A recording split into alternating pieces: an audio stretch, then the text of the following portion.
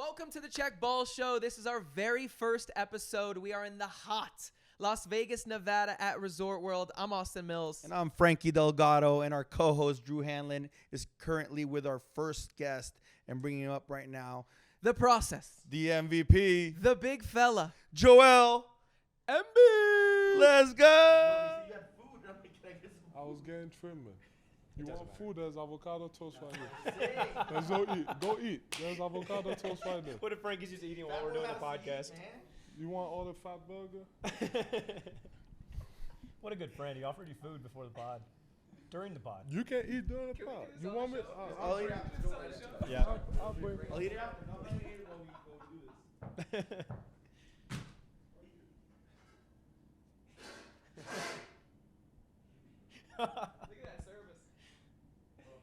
No, keep it. This is fun. This is fun. Hopefully, you get a meal for the podcast. Must be nice. All right, here we go. Mills, you ready? You want something to eat? Oh, you want something to drink? Oh, you already got something to drink over there. All right, here we go. You ready? 3, 2, 1, and... Action. All right, welcome to the Check Ball Show, sponsored by Prize Picks. We're in Las Vegas. The USA team is in Vegas. We have a very special guest. I'm your host, Austin Mills. Drew Hanlin with me, Frankie Delgado. We got the MVP, Joel Embiid, on the show today. Joel, I want you to know one thing. When Frankie meets people, the first thing he says to people is that he beat Joel Embiid one-on-one. That's just not true, man. Can we clear the air, please? Because That's not true. That's never happened in my life. I've never told anybody I beat them. He's told 50 people in Vegas this weekend. And all he wants to know, he was like, I got to ask permission from Joel if I can use that footage to be on the podcast. But he wanted to know, what's your side of the I story? want to know the story. But do you actually believe that he beat me? Really? I do not believe it. So it never happened. Okay. I want to know this. There might be a video or whatever, but There really might I be want to know this. Is there a video? If you played, hold up. If I you might played, be playing barefoot or something. hey, listen, if you played Frankie 1-on-1 to 100, make it, take it, what would this final score be? 100-0. Frankie's Yeah, shocked. you got nothing to say. I get the ball first? Yes, you get the ball first. So that's when we played. And back me up, Drew. You got to back me up on this. Was he not hand checking me? Was there not a hand check? Frankie did hit him So with you actually believe that you can beat me one-on-one? No. Okay, no. but It'll you be just- 100 to So are you 100 to 1. But are you But I will score. But are you basically saying that I wasn't trying? I'm saying that I think that you would beat me 101, but I could score 1. No, that's not the question. You say you beat me one-on-one. Well, that day I did. Okay, but you think I was actually trying?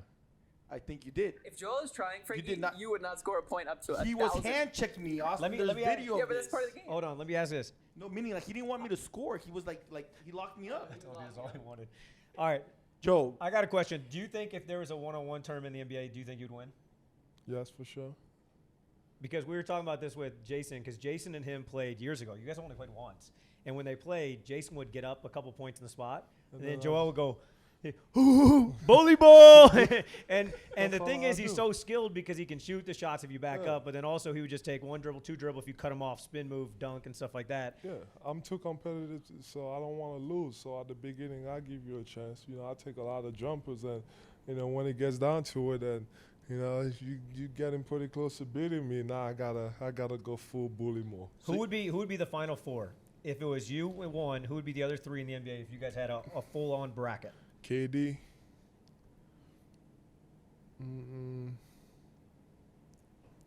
PG. Ooh. PG. PG. Wow. I'm forgetting a lot of names. There's a lot. I mean, there's so many freaking talented You know who I'm guys going in with the in my NBA. final 4. JT. I mean, Braun's got to be in there now. Yes. Well, there's only 4 guys, and we just named That's 5. what I'm saying. There's like so much time in this league at this moment that is hard to just go with. Who's stopping LeBron other than you? Like at that point, KD maybe. Well, I think it also when you're playing 1-on-1, it's also about shot making. Yeah. It's also about creation. It's also about he's physically more But then dominant again, than a lot that's of Is the it a thing. 3 dribble 1-on-1? Kyrie, But just then so you know, again, Jason talks about Kyrie being one of the best 1-on-1 players he's ever played against. Yeah. Even though Kyrie's small, but he would have to But stop Joel. yeah, but that's the thing. That's what separates me. Like if I want to go bully ball, where I just 1 dribble, put my head down, score over you. Like that's where I got the advantage. I was thinking Shaq. Kyrie has to be in there because of our skill, probably the most, skilled player ever.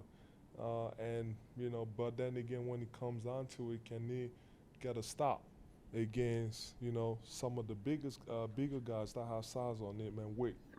I was thinking Shaq, but even Shaq, he couldn't guard you on the perimeter. Shaq will be up there, same thing. Prime He Shaq. has, yeah. Who would give you more troubles, Prime Shaq or Prime Hakeem? Ooh, that's a good one. First in one-on-one, and then in an actual game. In the actual game, This is tough. yeah, that's a tough I've never seen one. you stump before. This is the first time I've You literally, stumped him right I've now. been 'Cause we're I'm best friends actually- with him for over a decade. I've never heard him. But listen, I'm actually trying to think if they would actually give me trouble. But some of the best players of all time. I'm not I letting you think- chicken out of an I answer. Which think one of those two would give you more trouble in a game if you went back? Would you offense or defense? Shaq with his size and defense. Not defense. Shaq with his size and So weight. Shaq on offense, Hakeem on defense. No, I think I'll be fine with the Kim on defense. Okay, so Shaq, Prime Shaq.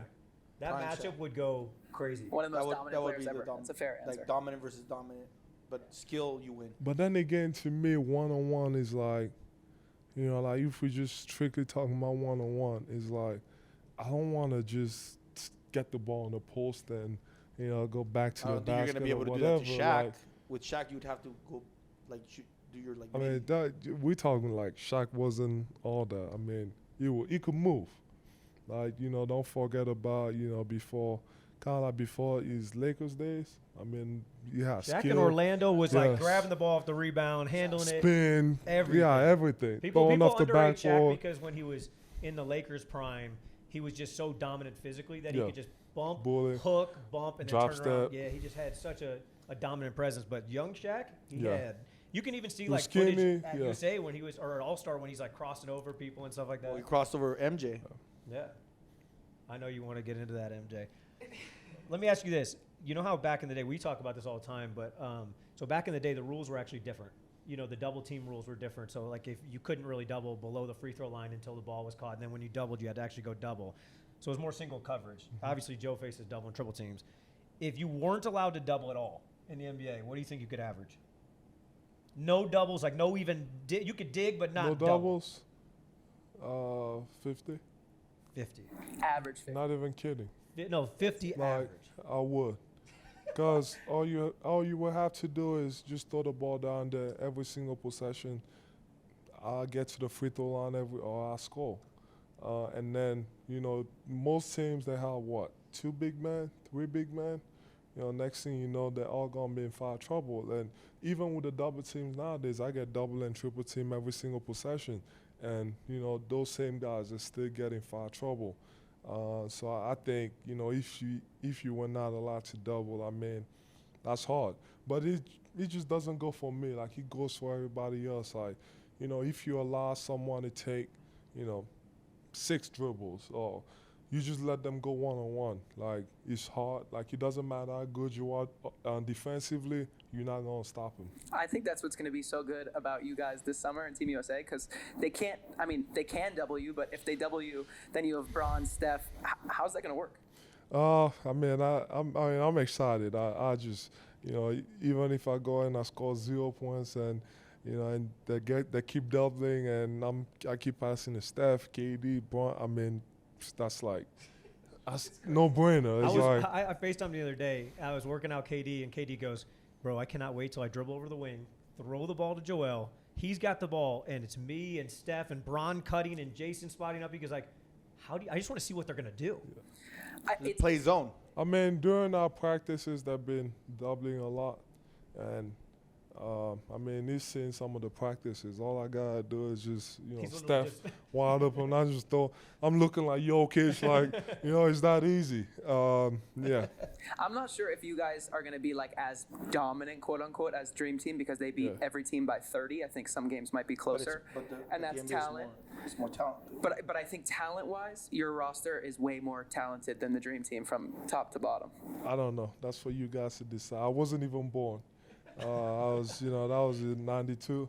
I was, 2 years away from being born, so I don't know. But There's a lot of talent, and but then again, you can't judge based on the dominance because the game nowadays is so much more harder and better than what it used to be in '92. So you look at every team on the Olympics. In the Olympics is Serbia, Australia, Greece, where my friends, like Canada, like everybody's good. So like, it's not gonna be easy. Even Brazil's really good too. Yeah. Basketball is just so much more global now. You know what I mean? Which I think is a cool thing. Here's a fun question I wanted to ask you. I've never asked you this before. So we talk about a lot about your development and stuff like that. How many more people do you think in Cameroon and Africa in general, around the world, if they had the proper resources? 'Cause I know you're doing a lot to like try to pour into the communities and stuff like that. How many more players do you think, if they had the right resources, could be in the NBA? I don't know much about other continent, but one of them, and I didn't play basketball growing up, and it took me 16 years of my life to get that opportunity. So I would imagine there's a lot of hidden talent.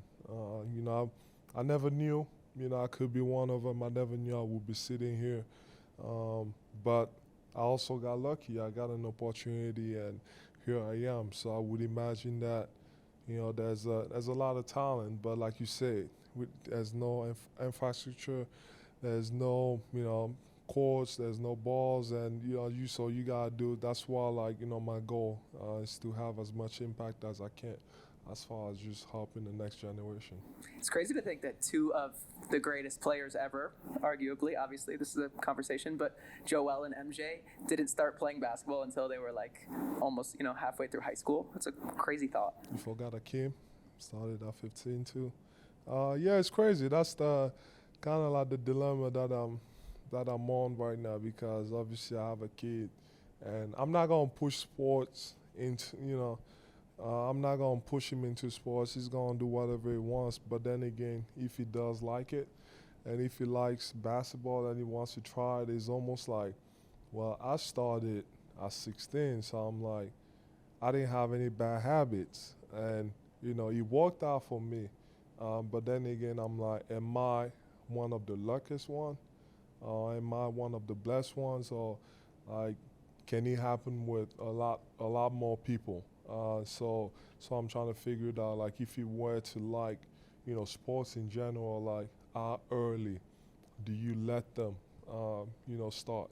He sent me a video the other day of him teaching Arthur how to shoot, and he did Arthur has perfect good form, one hand, hand on the side of the ball. Most kids shoot with two hands.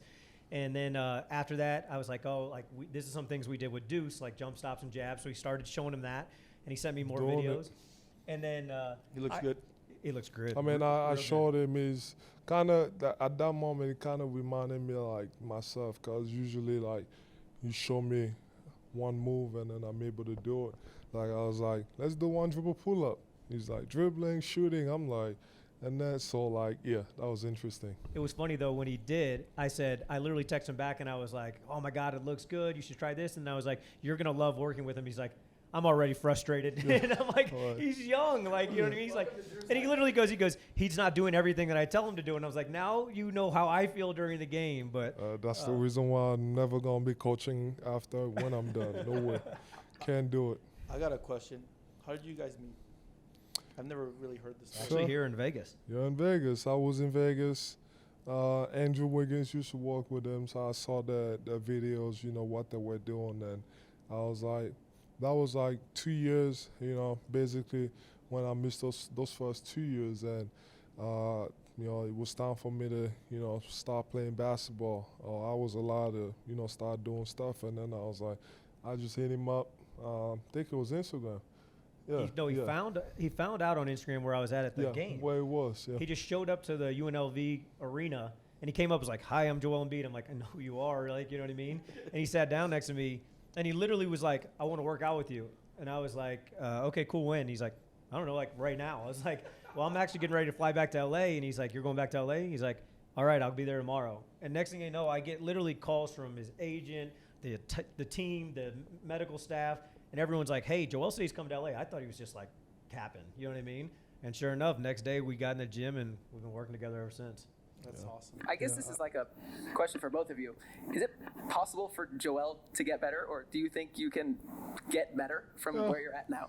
Yeah, I think based on, going back to, starting at 16 and where I'm at, every single year, we always focus on different stuff, and every single year I've gotten better. Like, I don't even know, when I won, obviously every single year I won, and I thought the MVP year was a cap where I was like, man, I don't know how much, how much more I can do. Like, I know I can be at the same level, but I don't think I can do more than, what I just did this season. And then I come back this season and it's like 40 every 3 quarters, not playing 4 quarters. Like, he's just becoming so easy. Like, I'm starting to feel more comfortable. But I think there is a lot of things. The work, being a willing learner, and then also the coach. I think this year, just, with, Coach Nurse coming on board, he's just opened up, another aspect of my game as far as actually, like, running the offense and controlling the offense, whether it's from the post, the top of the key, pushing the ball, calling the plays. Here's the thing I'll say about Joe. He learns faster than anyone that I've ever worked with. And so there's been times, and he also watches more film than anyone I've ever. Like, there will be times, there'll be a random Tuesday, and, like, Charlotte's playing, Chicago, and he'll FaceTime and be like, did you just see that play that they ran out of bounds? And I'm like, no, I'm not watching that game. Like, you know what I mean? And he's like, well, we'll make sure you watch it because I think that'd be a good play for us. But then also there's times where I'll show him something on, like, we'll be doing something on court, and he'll be like, do it again. And he'll just be watching me, do it again. And then, like, the next day he'll use it as the first move in the game and just kind of, like, point up and be like, yeah, I already got it down in my bag. So it's cool, but it's also something that, like, when, there was one time there was a conversation of, like, can you average 30? And now back-to-back seasons it's been 30, you know what I mean? And so I just looked at this. I actually didn't send it to you because we were doing the pod. This year you surpassed, Durant and LeBron. You're now 3rd all-time in NBA scoring average, and he's 1st all-time in points per minute. So, I mean, he's literally scoring at a clip that no one, not even Wilt, which is crazy, has done. And it's just like, again, he's got another level. But I think that the cool thing for him is, like, now it's always been all about winning. But it's like, okay, he's had to do that because he hasn't had the team around him to be able to kind of do that. And so it's fun to see, like, the playmaking go up now and, also just different ways to score. If you got more shooting around, then you can be more dominant low post. Like, I get so many messages on Instagram. Why does he not just go in the post? I'm like, he has to have people that know how to pass him the ball in the post. Like, we would love for him to get more post touches, but also they can't throw it in there. Or, when he gets the ball, why doesn't he just go dunk it? Well, because they're double and triple teaming him every single time. Yep. So before I touch the ball, and then this year, like, Nico was like, one of, as far as, forward was like one of the, great passes that we've had in a while. So that's why, like, this year, like, everything was a little easier. But I actually have a question about that picture. Since I'm third. This is Joel's podcast now. Since I'm Joel third. podcast now. Yeah. Hold up, bro. What, man? Guess what we got to talk about? It's the middle of our episode. What could be this important? Prize Picks. Prize Picks is our favorite game to play. While the actual game is being played, it's really easy. You select 2 or more players, more or less, and you place your entries. That easy. It's that easy, bro. All our homies are playing it. All the cool kids are doing it. Download it and that's it. That's it. That easy. Okay, cool. But what's your favorite part? I would say my favorite part, because I am the absolute GOAT of hitting, like, a majority of my entries, is that there's an option on the app where you can hit part of your entries and still win, which is, honestly, to me, my favorite part. I mean, we all got to get on Prize Picks, man. I agree.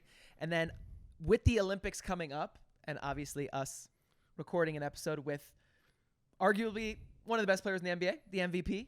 Maybe the best player. I agree. I have a strategy for Team USA in the Olympics this year. Can you share it with us? I think because, and Joel either has shared this with us or will share this with us, that there is so much firepower on this team that I'm going to select less on every single player for the entire Olympics and see if I end up winning. Is that because there's just so many good players? There's too many options. There's too much firepower. They're going to have to double team Joel. They're going to have to double team Steph. That means everyone else is going to be open. Everyone's going to share the ball. Team USA is going to dominate. And I'm going to go less on every single player through the entire Olympics. I will follow your lead. Let's go, Prize Picks. Big shout out to Prize Picks. Should we get back to the episode? I think it's time. And then I'm first in points per what minute? Points per minute, you're first. So the scoring rate, you're number one, and you're For third. 36. Yep. And then so where does that put me on as far as the best scorers ever? So listen, so we have this argument all the time, and it's funny because I've talked about this with all of my guys and then plus a couple of high-level guys. The difference between the best players ever and best careers ever. And I think that too many times on Twitter or media, they sandwich the two together. You know, but I think that, like, as far as best players ever, we're talking about best players like you in your prime versus other people in your prime. I mean, there's not 10 guys Your stats that are, this season was the but there's not 10 guys that were better than you, in my opinion, in your prime. You would agree with that? Like your prime versus MJ's prime versus Bron's prime versus, I think you have a top 10 prime ever, individually. You would agree? That's for you to say. Oh, here we go. So let me ask you this. Do you think that you have to, so yes, as far as top scorers ever, I don't think anyone can argue that. You've already got 2 scoring titles officially. You would have had one this year if you didn't play enough games to qualify. And, you know, you might get some more in the future. But as far as being a versatile scorer and stuff like that, I don't think anyone would argue that. Interesting. I like how he set himself up, a question to pat himself on the back. I himself, like that. And then he doesn't want to answer. All right, so then let me ask you this. If you go that route, then do you need a championship to be considered a top 10 player all time? Or where do you put the championships? Because that's a team, you know, thing. The way I feel about that is, obviously, you gotta win. You gotta win. I mean, that it's always been like that. You know, to be up Agreed. there, to be, you know, the best or one of the best, you gotta win. You gotta win. But then again, it's like winning is like it's hard. It's not easy, and winning takes like. Doesn't matter how good you are individually. I don't care who you are. I don't care if you average 40. I don't care if you average 50. If everybody else is not on the same page, not just 1 through 5, 1 through 12, or at least the guys that play in the playoffs, you're not going to win. So, like, you know, that's, you know, I don't know. I don't think I can answer your question, but I'm like, what I'm trying to say is, like, you know, winning is hard. It takes a little bit of luck. And, you know, and it takes more than one person. So, like, how can you be fairly judged if, you know, like, it's just not about you? It's a team game. So let me throw out some numbers. You guys know I'm a numbers geek. All right, so here's what we got. Joel, you don't even know these. I haven't sent this to you. So 2024 against the Knicks, Joel was plus 46, plus minus we're talking about. So when he was on the court, you know, Philly outscored the Knicks by 46. In 45 non-Joel minutes, they were negative 47. Then in 2021 versus the Hawks, Joel was positive 51. In the 75 minutes, they were negative 31 without Joel. And then in the Raptors series in 2019, Joel was a plus 89, no Joel, negative 109 in 99 minutes. So in those 3 series, Joel, when he was on the bench, they were outscored by 187 points in the 219 non-Joel Embiid minutes. So it's just one of those things where, and then I went further because, again, this is me getting geeky. This is me actually standing up for you right now. This is being a good friend right now. I'm not saying that he has, listen, he's got to win one, but I'm giving him a little bit of help. The other thing is, this is a crazy one.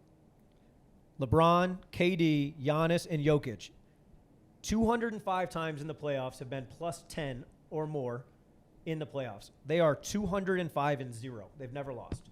So their teams win 100% of the time.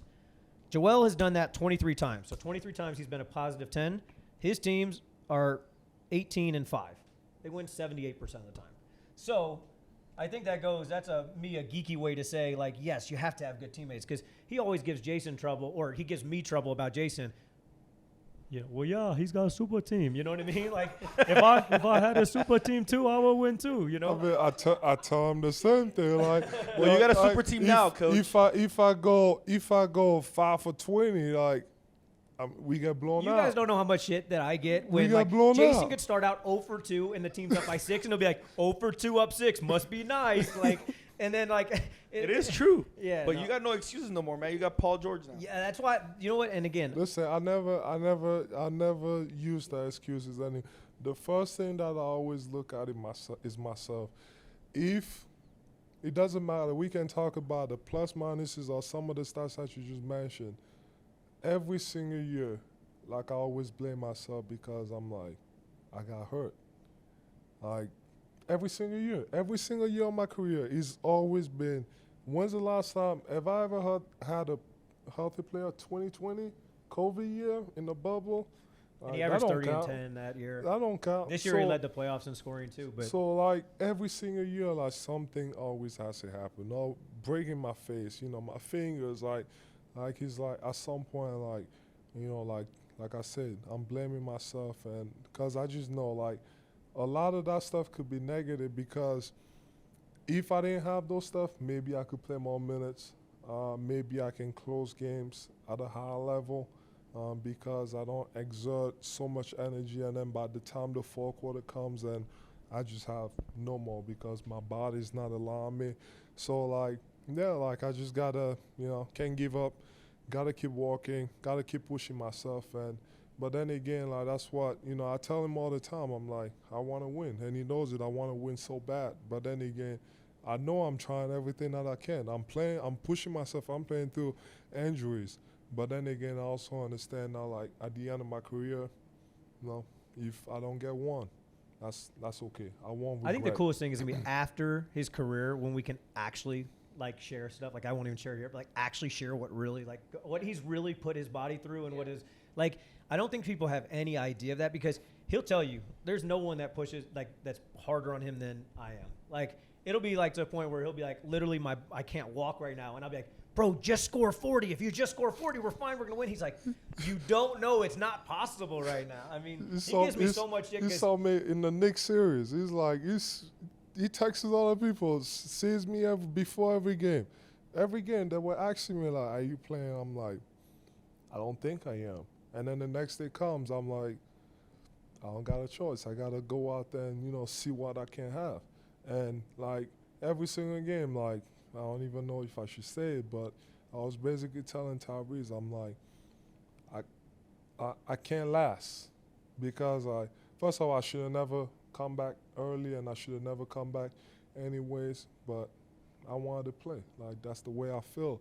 But I just kept telling him, I'm like, yo, you got it in the second half. Like, I can give you 2, maybe 3 good quarters, and even then, like, those 2 or 3 good quarters, it won't be good, but it will be like, and then in the fourth quarter, you got it. And then he's like texting me, fourth quarter takeover. I'm like, dude, you see me on the court. I can't jump. He's like on the I floor. can't like, rebound. No, literally, because I can't move. my seats are right behind the bench, so I can talk to him. I can't and do Tyrese during the anything. game. When his face, And he's walking off the game, and it's literally, I'm getting reports from, like, the medical staff. They're like, we got to get him off the court. And I'm like, Joel, 15 this quarter. I need 15 this quarter. Like, come on. Like, and he's like, Drew, you don't, like, and I see him limping after the game. I see him, getting his knee drained after every single game. And I'm there with him. So I'm like, and I'm seeing him doing 3 hours of treatment. So it's not like, because I get that all the time. People are like, well, why doesn't he just stay healthy? I'm like, you don't understand how much that he trains. Like, he trains more on basketball than anybody. But the problem is once you get hurt, then it's not smart to overtrain. And so it's like when you're doing return to play call, you have to be smart. But it was cool. Like, obviously when he won MVP, it was a great moment because we were sitting in the hotel room and it was just us. It was us, Bub, and Sam. That's it. And they're like, Joel, you got to come. You got, a team wants to watch the presentation. He's like, I'm not going. He's literally playing MLB The Show. He's like, I'm not going. They're like, Joel, you have to go. And he's like, well, this is good news because last year I didn't have to go. So he's like, this could be good, but I'm not going because if they don't call my name, like if I get screwed over again, I'm not doing it. And then when he got it, obviously tears of emotion, which we'll ask you about in a second. But the crazy thing is when we went back and we started talking about the whole process of, his whole career, his development, his journey, he was literally like, he said all these good things. We were reminiscing. We were going through old footage of like his original workouts and stuff. But then he was like, I would honestly trade this MVP if I could just have one healthy postseason run. Didn't say for a championship. He's like, because if I have a healthy postseason run, which is crazy, I feel really good about my You have chances, a big which chance. is awesome. When healthy, you're single-handedly the best player. is MLB the Show your game? Is that the only one you play? Yeah, right now, yeah. No Call of Duty, none of that. Nah, I mean, I used to play FIFA a lot, and that kind of changed the game too much. So I'm like, But the way when he says he But plays MLB the Show, I heard that you cheats. You cheat I on do it. not cheat. well, he goes into GM mode and he sits there and That's trades all I until he play. has all of the All-Stars. He basically builds the USA No, I basketball don't. team for baseball, No, I don't. and then he plays so that he can dominate every game. I'm just good. I just play. That's good. But that's the thing that I like. Like, you know, when people ask me, you know, after basketball, like, you know, everything that I do, like, if I play video games, whether it's, you know, the times that I used to play 2K and FIFA and all that stuff is always franchise mode because my mind is always about building, like trying to make the team better.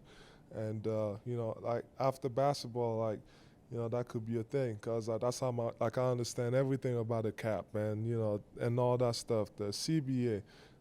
But, yeah, but after basketball, I want to chill. I don't want to. You're holding soccer ball. If basketball wasn't a thing, you grew up playing soccer. Was that ever an option? I think you would have Nah, been the I biggest got soccer too player tall. ever. Yeah. Those guys are too good. I think I got lucky with basketball, but You just yeah, say, I think I made that's- the right decision. Yeah, I became the best basketball player in the world instead. You know. 100 million later, he's like, I think I made that's the right crazy. choice. You know, a good question. You know, people have asked me that. What would I rather be, the best soccer player or the best basketball player? It's not even close. Best soccer player. Yeah, no, he would. Why? It's not even close. Like, That you'd want to be Right. Messi. it's not even close. Why do you say that? No, I love, you know, that's my favorite sport. You know, I grew up, you know, in Cameroon and in Africa in general, like when you get out of your mom's belly or whatever, like that's, you know, that's the sport. Just so you know, I played soccer with Joel in Cameroon at his field right across from his original house he grew Was up. Drew good? I scored a It goal. was yeah. It was He said This he is was- this but is the, hey, but the field was terrible. the man. field It was literally like has in a like hill, dead like- squirrels and it's going It up and was- down. And listen to this. And by the way, I used to play barefoot. I mean, if you see my toes, that's probably the reason why. But I didn't have any Thank God shoes. he's wearing No, socks. listen. He's wearing socks He's in a today. he's in a return to play. This is the first time I went to Cameroon with him, and he's in a return to play state, which means like load management, being very careful, no defenders. We go on the soccer field, and there's kids from. I mean, the youngest kids were probably like 8. You know what I Yeah, mean? like And then young. there's Super all young. the way to like 20. 20 something. There's guys dribbling up the ball. Joel's full body checking them off the ball, and then Tackle. and then tackling We've them. seen you dunk on little kids He's too, just because man. he's so competitive. But here, the ball goes up. So there's one time, boom, ball goes up, and Joel tries a bicycle kick. And at the time, the video, his cousin posted the video of Joel doing a bicycle kick, and he had just been in return to play call. They're like, get him off the soccer field. I want to go to the development process real quick because I always brag about you of how much you watch film, how much you actually work on your game, how much you study the game. I mean, literally, there's been times where like, I mean this, like where he'll be like, hey, send me more Kobe clips or more. I'm like, you literally have watched every single made field goal. There is no more. But there was a cool moment, I wrote about this actually in my book, where the one year you started off, your first year that you won the scoring championship, you started off bad. You had a bad game against the Celtics. Boston. And right after the game, I don't remember what exactly you were, but it was like 4 for 17, something like that. And right after the game, he was like, I need you in Philly. Let's go. Like, and so we stayed up that night till like 3 a.m. trying to find solutions for it. We were going through analytics, film, everything like that. But like, talk about the process of your development, and then also like figuring out problem. Like, you have like games where teams start double teaming you. Now you add this to your game, or you went from back to the basket to hezzy pull-ups because you couldn't get the ball to now more nail ISOs because it's harder to double from the nail. Like, talk about that development process because I think it's so cool. No, I don't know. Don't give away secrets though. Don't give away secrets. There's no secret. That's still not going to be able to stop it. There's nothing you can do. I don't know where to start. I think it's just a mindset. I think I always believed that I wasn't supposed to be here, but I'm here. So I gotta take advantage of every opportunities that I can, because, like I said, I wasn't supposed to be here. So, Yeah, I just the way I think, I always want to get better, always, always. So that's why, like, any chance that I get, like, I gotta. It doesn't matter, bigs, guards. Like, I want to learn as much as possible because I believe I'm not a big man or I'm not a guard. I just want to be a complete NBA player. So yeah, so whatever I can to be able to help myself and trying to get better. Like you said. The first playoffs, we lost to Boston. That year, that was like actually my first year. I was more of a back-to-back players, and it was just hard. It was just easy to get double and take me out of the game and not allow me to touch the ball. And then we went ahead, and we started thinking about like how can we fix it. So more handle, dribble. That's where we introduced the heads it pull up. And then I get to the playoffs. Same thing, a little struggle here and there. And then, against Toronto, because they're just trapping, they're trying to take the ball out of my hands. Before the ball is even in my hands, the Nick Nurse defense, like only they team call that's it, ever let you to like 0 points. terrorist defense. That's what they call it. Defense on Twitter. So and then we went back and we just looked at everything. We got to find a way. So started thinking about Dirk, looking at all the clips, Kobe, mid-range, nail ISO. You can't double from there because if you double from there, and I'll be honest, I'm a good passer, but I'm not a great passer. I'm only a great passer when I put my mind, to it, but my mentality when I have the ball is score, score, score. And you get double, I get double, that's when I'm going to pass the ball. So we started thinking about ISO, and went well. But then again, we get to the playoffs. Teams are actually shrinking the floor, and you can put the ball on the floor. All you can do is jab step jumper, and we just okay, what's next? We getting better every single year, but it's still not it. It still didn't get me close to wanting to accomplish what I want to, which is winning a championship. And then that's when we started figuring out counters to it, I don't know, more handles, dribble into, post up and attack off the dribble and different sort of combinations of moves.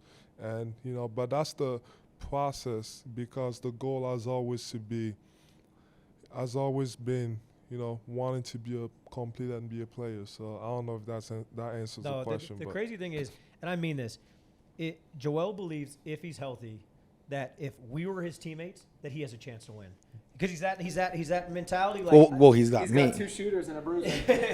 You got your Mexican Draymond here, brother. But I love it. But it's one of those things where he's constantly over time. He's been I do need help. I'm going to do everything in my power.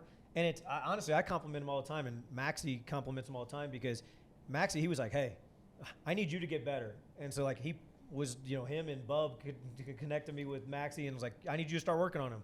And then he's like, hey, I really liked how James Harden threw his pocket roll passes. So then Maxey came to Joel's workouts and was like the intern, where all he would do is pass for Joel so he could be better on the short roll passes. And then Kelly Oubre, he's like, hey, look at how Aaron Gordon always gets ball side on cuts for Jokic's, when he gets double teamed on his ISOs. He's like, teach Kelly how to do that. And so collectively, he's literally put everyone around, he's doing his own film studies so that he's trying to teach all of his teammates a game. So I'm really excited about this year because, Daryl's done a good job. Eldon's done a good job of putting together pieces that really fit. But it's funny, I saw Brett Brown yesterday, and Brett Brown saw Jason walking over to say hi to me, and he went like this and put his hands up, and he gave, Jason him, got real close, and he's like, I always regret that we didn't draft you.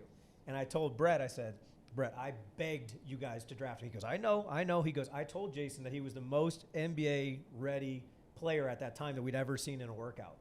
And Who did they draft instead that year? Markelle. But I was working with Joe already, and I was like, I knew what Jason was. I'd been working with Jason since he was 13. Joe wanted just, Josh Jackson if they were picking third. Not the first pick.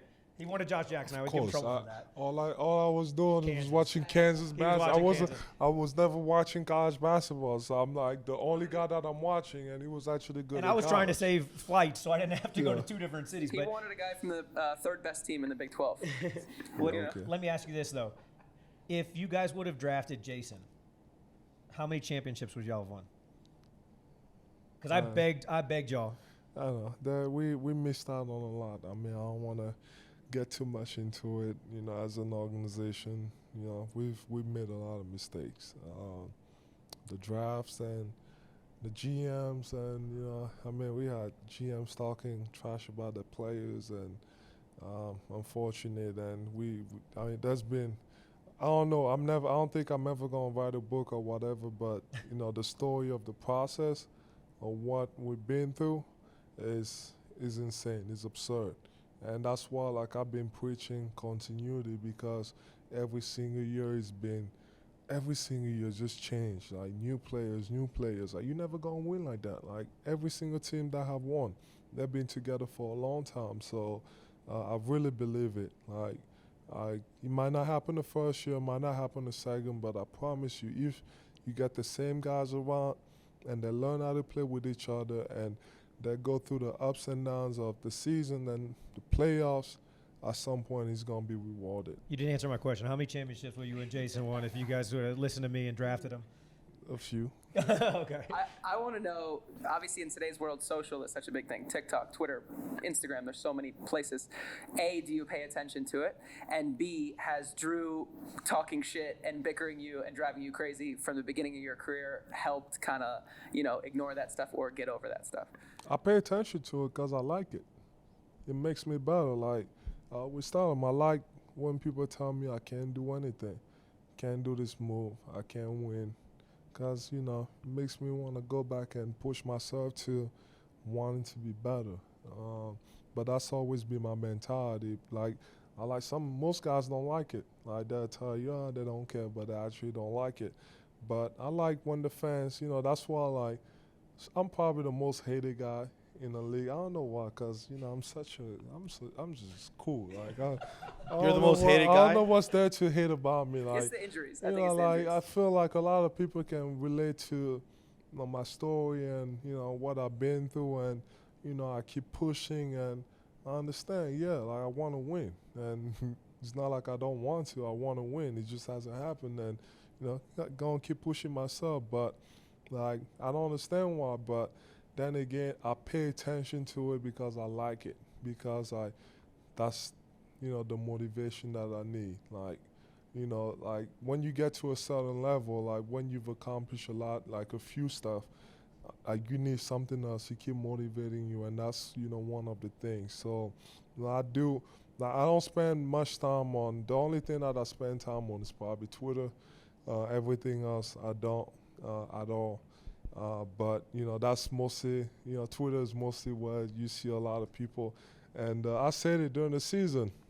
As soon as you mentioned Joel Embiid's name, you're gonna be making a lot of money. So, like I said, as long as I'm helping a lot of people feed their families and their kids, I'm all for it. I promise you, no one gives him more trouble than I give him on Twitter, though. Like he Your hates fake me. accounts? He hates me sometimes. Like I really do think that at the end of his career, I don't think he's gonna talk to me for like a year, because it is Take a break. nonstop. A He's mental like, break. I get it, bro. I get it. But Like, Joe, in a game, do you like when somebody talks shit to you in the game, like a fan? Like, does it motivate you to hear the fans go against Yeah, you? on the road. Like, the best place to play at is on the road. Like, you just make a big shot and everybody's going crazy, and you just make a big shot and the whole arena is just quiet. Like, that's the best feeling in the world. Like, the whole game they be going at you, and fourth quarter comes and make a couple big shots. No one is talking, and then you can just wave to them, bye-bye, go home. Game-winning dunk or game-winning three? Game-winning 3. Oh, game-winning 3 or a penalty kick to win. Penalty kick. I knew he was gonna roll with that. Or, never mind, I was going to say something else, but I'll save it till the end. I have something for you. All right, last thing I got, and I know we're going to wrap it up. So 70 points. I gave him a bunch of trouble because Jason and Brad had both scored 60, and I was like, I mean, all my guys have scored 50. I scored 60 before. And he had 59, so he'd always round up. I was like, that's not 60. So when he scored 70, he basically FaceTimed me and put a middle finger up and was like, fuck you, I've done it. But cool story, you didn't warm up before the 70-point game. That's never been told before, so we're going to break the news here. Talk about that, not warming up and then going out and dropping 70. And you could have gone for 80. Yeah, I mean, it was just, during the season, you can be as focused as you want, but, there's sometimes where, like, season is a long season, and some games, after back-to-backs or whatever, just takes you more time, especially when I'm 30 now, like, I'm starting to kind of feel it. I'm starting to feel it. So, like, I just, that game, I was like, man, I'm just going to come in and get a quick trimming and go hoop. So I just, we usually have a film at 35 on the clock. I showed up at, 40, so I didn't get to warm up, and and then I watched film, and then I got, trimming, like, 15 minutes before the game, and I just went in, I started, and I made a couple shots to start. I'm like, and it's the usual. And, next thing I know, the score's still pretty close, but at the end of the first, I had like 20 to 25 or something like that. And then I'm like, interesting. And then I go into the second quarter, actually, I relaxed. I was like, because you were building a lead, I'm like, I don't need to do too much. Like, Tyrese, all the other guys, they can do what they got to do. And then as I do that, they came back in the game. And that's when I'm like, all right, got to pick it up. So I pick it up, end up with 32, I think, 32, to close out the half. Third quarter comes, I'm like, come out, hit a couple shots, quickly. And then I'm like, I might be in for a special night. Like, it feels pretty good. I'm hot. Like, they can't guard me. Like, I think it was one move, like, I got the ball, hit, Wemby in the chest, dunked it. I'm like, usually he knows me. I don't like dunking the ball. Like, I just, all skills, touch. Have under 5 dunks next season. Yeah, like, I might not have one. So, dunked it. I'm like, ooh, damn, I feel good.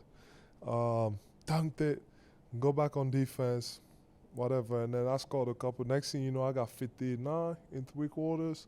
I was just hot at that point. And then they tell me that, like, the scoring record is 66, 67 or whatever by Will. I'm like, well, I'm here. I might as well go do it.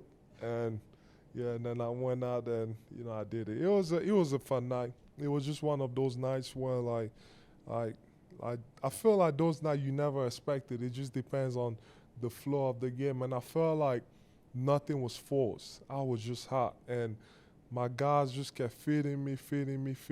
And it was always in the, how do I say it, like in the rhythm of the game. Like, nothing was forced. The ball was still moving.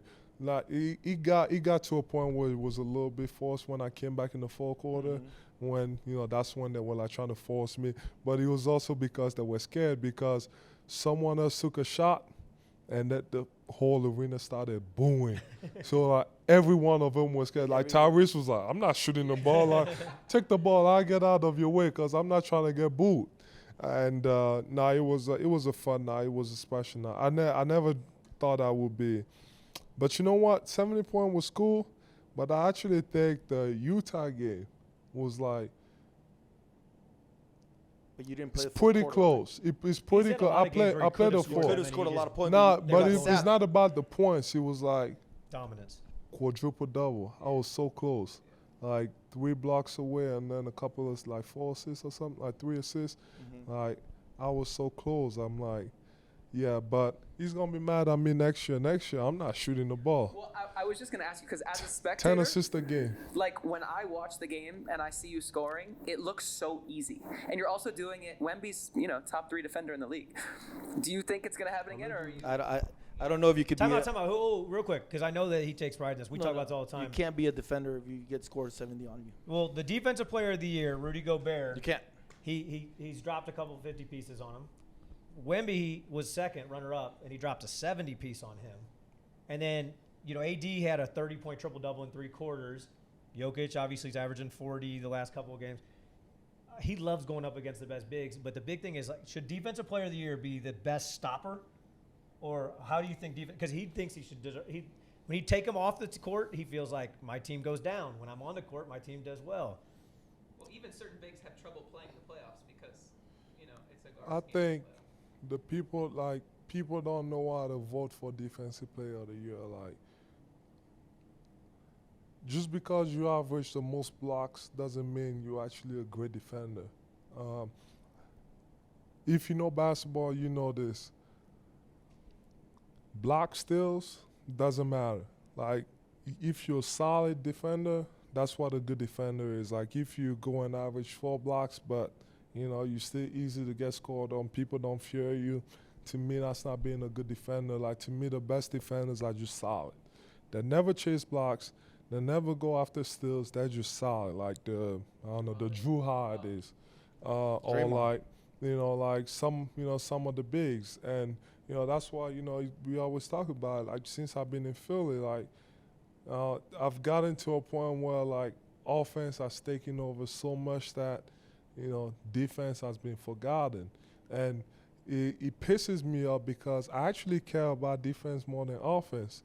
Like, if you look, the Sixers, like, we've always been, top 5, top 10, best defense at some point. So, and I don't think the guys that average the most blocks or that gets the most steals, I don't want to say names, but I'm not even going to talk about bigs, but there's been some guards over the years that have had, high steals, but doesn't mean, they're actually good defensively. When Joe and I started working together, it's crazy because the only numbers we had were at Kansas. And so at Kansas, he averaged 11 points a game. He shot 68% from the free throw line, made 1 3-pointer in the whole season at Kansas. And he literally said, he was like, I won Defensive Player of the Year. He was like, I'm going to be a great defender in the league. He's like, I don't know if I'll ever be a good scorer. And now he's obviously become back-to-back scoring leader and stuff like that. That's not what you told me at draft day.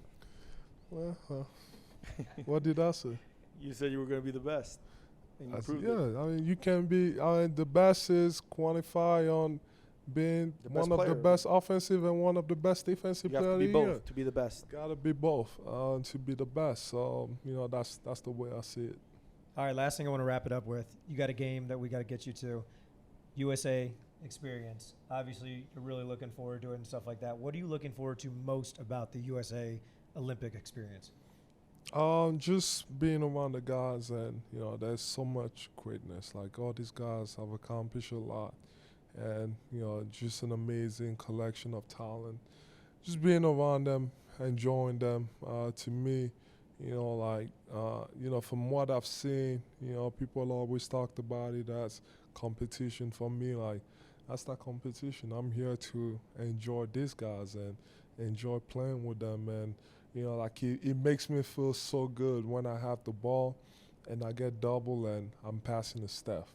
And like I can have, like, you've been watching the practices, like I'm so happy when I'm like taking 0 shots. Like, I'm so happy when I'm like taking no shots and I'm just passing to some of the best players to ever play, whether it's Steph, LeBron, and KD hasn't played, but when he starts playing, and some of the other guys, so like he just that's what I was looking for, just being around those guys and just enjoying them, because they've done it at a high level for so many years, and it's fun to see. Well, Joe, thank you. We want to appreciate you for taking the time out. Obviously, got to get you to your game. That's a wrap on the show. Frank? I had one more question for you. Who's the GOAT rapper? The GOAT rapper? I'm the worst one. I'm the worst one to be asking these questions. I don't listen to music like that. But Hold on to that question. I wanted to know who the GOAT rapper was, man. Hold on to that question for a while. I don't have any music knowledge because I'm like, I listen to anything you can think of. Also, you can tell his mood by what music he's listening to. So I Yeah. know if he's listening to French music, it means something. If he's listening to slow music, it means one thing. If he's listening to rap, Yeah. literally mood and music are connected with Joe. Yes. Okay, cool. Who's the GOAT rapper? Drake. Okay. But Drake is not That's a 2 for rapper. 2. He's not a rapper. You What is can't. I don't think that's the right question. Like you gotta ask, who's the best artist? Plain and simple. He didn't like your question, Coach. Yeah, that was a terrible Well, I'm question. gonna All ask. right, wrap it up, Austin. Wrap it up. We're gonna ask that question to everybody. So there Thank you go. guys so much for watching, Joe. Thank you again for your time. Thank you, Resort World, for taking care of us this weekend. That's a wrap on the show. That's Check Ball. We're out.